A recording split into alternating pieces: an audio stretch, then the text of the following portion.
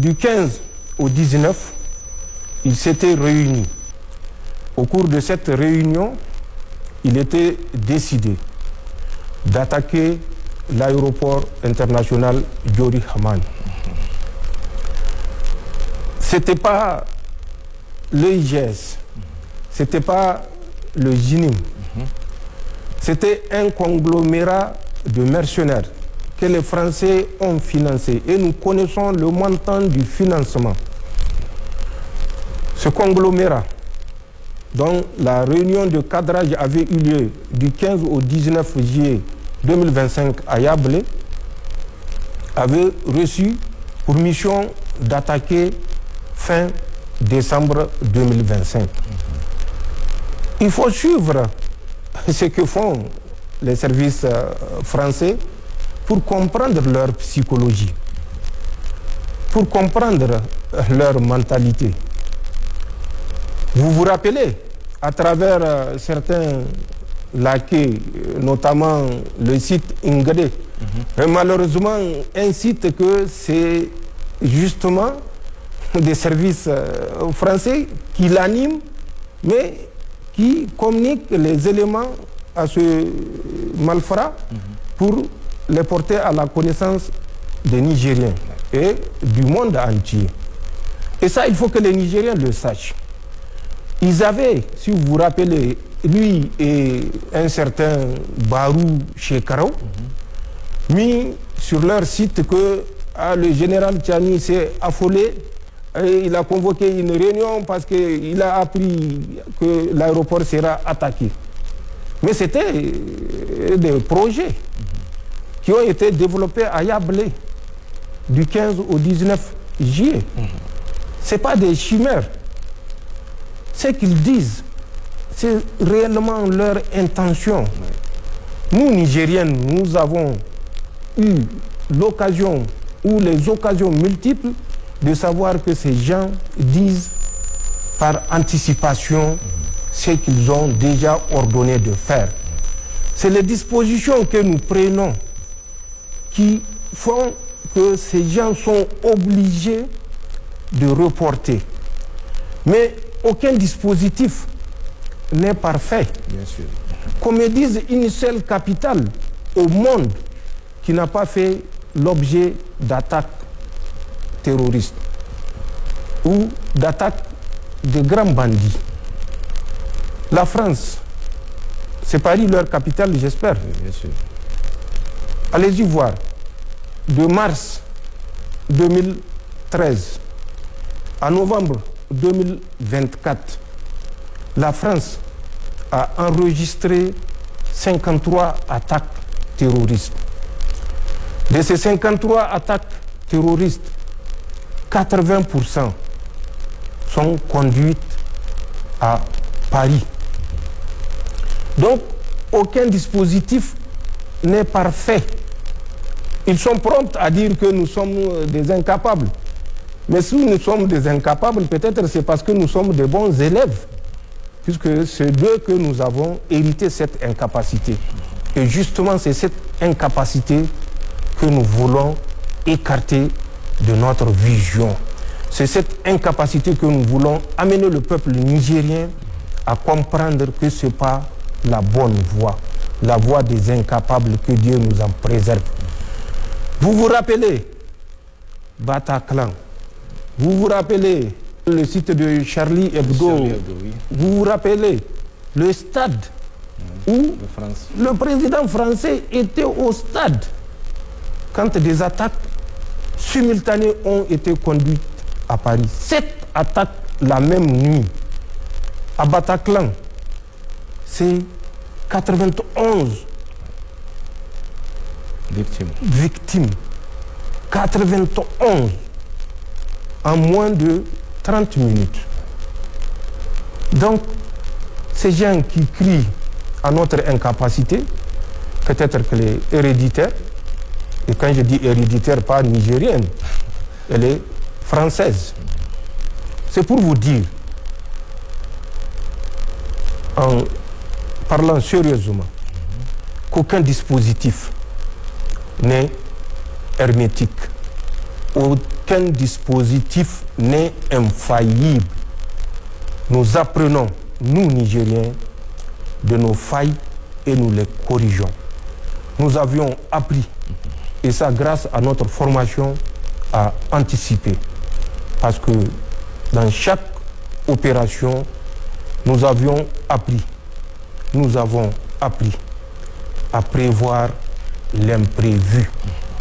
Mais nous ne sommes pas naïfs et c'est pourquoi chaque fois que nous concevons une opération, il y a un taux d'attrition que nous calculons. Rien n'est facile, rien n'est parfait. L'attaque de l'aéroport international Diori Hamani, je l'ai dit le 29, a bénéficié de la collaboration des pays que j'ai cités et particulièrement des présidents de ces pays que j'ai cités. C'est une attaque qui a regroupé du moto des mercenaires de GSIM ou GENIM comme vous voulez, 10 motos plus un véhicule de l'EIGS et 20 motos du mouvement Boko Haram, son aile ISWAP, qui a élu domicile dans la zone de Sokoto-Katsina, Kébi, Zamfara, et que nous avions en son temps alerté les autorités nigérianes. Ce sont ces groupes qui ont été recensés par les pays que j'avais cités, parce que si vous participez financièrement, pour nous, vous participez en connaissance. Et vous ne pouvez pas vous offusquer quand on sort pour citer vos noms. L'attaque a coûté aux sponsors 300 millions. 200 millions pour les préparatifs, 100 millions pour revendiquer. Parce que si vous l'avez constaté, et c'est ce que j'ai dit, suivez toujours ces gens, vous comprendrez quand vous recevez une pierre, d'où vient la pierre. Pour revendiquer, aucun groupe n'était disposé à revendiquer.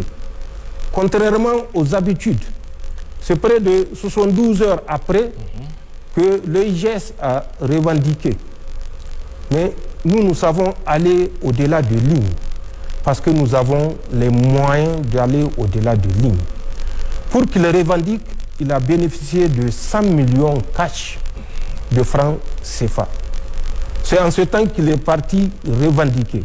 Et même cette revendication au forceps a été motivée par mon intervention le 29 janvier 2026 à la base aérienne 101.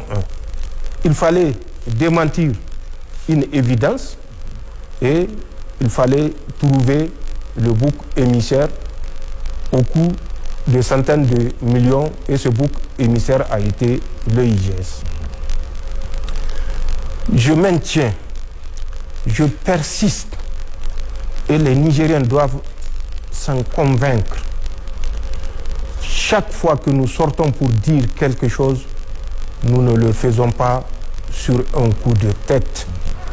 Nous ne le faisons pas par haine, même si la haine est la conséquence de notre sortie pour dire, pour dénoncer. Nous le disons parce que nous avons des éléments qui prouvent que ce que nous disons est vérifiable.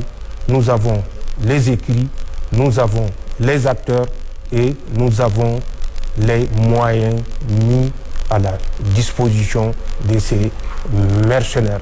Ils ne méritent pas une autre qualification que celle des mercenaires et leurs sponsors ne méritent pas une autre qualification que des sponsors du terrorisme. Et c'est cette attaque qui a été conduite dans la nuit du 28 au 29 janvier 2026 à la base aérienne 101, ensuite à l'aéroport international Diori Hamani, où ils ont mitraillé également des avions qu'ils avaient trouvés sur le tarmac. Nous avions parlé des 3 avions. Je vis les gens se précipiter pour parler de la compagnie ivoirienne. En fait, le 3e avion est un avion tchadien qui avait évacué une compatriote décédée et ramené son corps. Malheureusement, c'est cet avion-là qui a été criblé de balles, comme les 2 avions de Askai. Il ne s'agissait même pas de l'avion de Air Côte d'Ivoire. Et nous n'avons jamais parlé de Air Côte d'Ivoire qui a reçu tout un impact de balles perdues. Un impact de balles perdues. Donc, je le confirme ici, que cette attaque de la base aérienne et de l'aéroport international est une action commanditée par les commanditaires que j'avais cités et je persiste et signe parce que nous avons les acteurs, ce n'est pas un seul acteur, nous avons les moyens, nous avons les rencontres en amont qui ont eu lieu avec les acteurs que j'ai cités. L'attaque a été vaillamment repoussée. Bien sûr, comme je l'ai dit, la faille qui est inhérente à tout dispositif, qu'il soit nigérien ou d'autres pays, la faille a permis que cette attaque ait lieu. Mais je crois que la réponse appropriée a également réconforté l'ensemble des Nigériens que les forces de défense et de sécurité sont prêtes à relever tout défi. Les attaques ne vont pas s'arrêter. Nous avons la dernière orientation que Emmanuel Macron a donnée. Je la garde pour les services qui travaillent de pied ferme pour y faire face. Cette attaque devait être le déclenchement, comme au Mali, suite à l'attaque septembre 2024 de l'aéroport de Bamako. Ils avaient également, dans le sillage de cette attaque, mais avec un délai un peu plus long, le mois de janvier 2025, planifié des attaques simultanées qu'ils avaient continué à préciser pour les conduire dans la nuit du 1er juillet 2025 au 2. Cette attaque simultanée conduite au Mali, si vous vous rappelez, c'était le même principe qui a été retenu ici. L'attaque de l'aéroport international Diori Hamani devait être suivie, si elle avait réussi, de cette autre attaque qui ont été planifiées toujours par les forces françaises et les services spéciaux français. Et quand je dis services spéciaux français, vous savez de qui je parle, c'est la DGSE et leurs agents qui sont à côté au Bénin et qui sont en Côte d'Ivoire également. Donc ils avaient prévu